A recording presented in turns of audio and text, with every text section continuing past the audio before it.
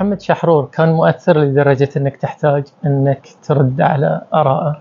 بحسب اطلاعي أن محمد شحرور متواجد عندنا في القطيف وبصورة لن أقول كبيرة لكن بصورة جيدة.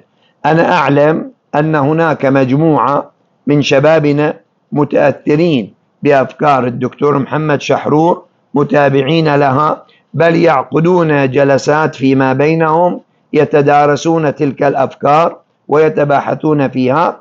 وبحد على ما أعلم حسب علمي أن لهم قناة يوتيوب أيضا يعمدون إلى وضع مقطع أو فكرة من أفكار الدكتور شحرور تقريبا يوميا في مقدار 10 دقائق كأقصى حد، ويتم تداولها بين الشباب. وأنا التقيت بهم دول الأشخاص في أكثر من مرة، صار لقاء بدعوة منهم يعني، وجلست معهم في حوار ونقاش في أيام شهر رمضان المبارك، ومرات ثالثة التقينا في منطقة محايدة لا بيتي ولا بيتهم يعني.